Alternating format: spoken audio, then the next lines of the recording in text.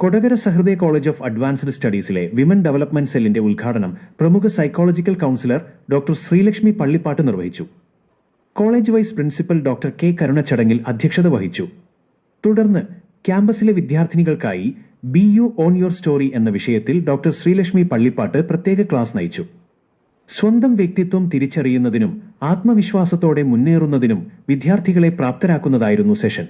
ചടങ്ങിൽ dean of academics doctor Sheeba M B, women development cell student convener Ala Shaji, women development cell secretary miss Sumi Thomas എന്നിവർ ആശംസകൾ നേർന്നു സംസാരിച്ചു. അധ്യാപകരും വിദ്യാർത്ഥികളും ഉൾപ്പെടെ നിരവധി പേർ ചടങ്ങിൽ പങ്കെടുത്തു.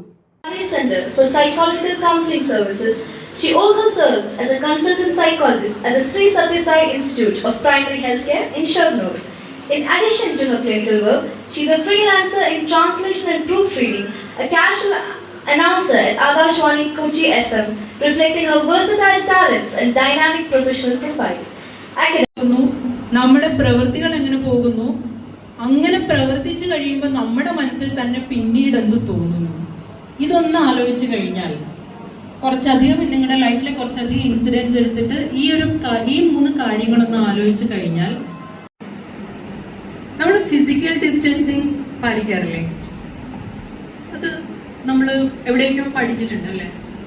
നമ്മൾ വളരെ കോൺഷ്യസ് ആയിട്ടും ഇപ്പം അൺകോൺഷ്യസ് ആയിട്ടും ആ ഒരു ഫിസിക്കൽ ഡിസ്റ്റൻസിങ് നോക്കും. കോവിഡിൻ്റെ അല്ലാതെ വ്യക്തികൾ തമ്മിൽ ഇരിക്കുന്നതിൻ്റെ അകലം എന്താണ് പറയുക, മറ്റൊരുവന്റെ മൂക്ക് തുടങ്ങുന്നിടം വരെയുള്ളൂ നമ്മുടെ കൈ നീട്ടാനുള്ള സ്വാതന്ത്ര്യം എന്നല്ലേ? അങ്ങനെയല്ലേ?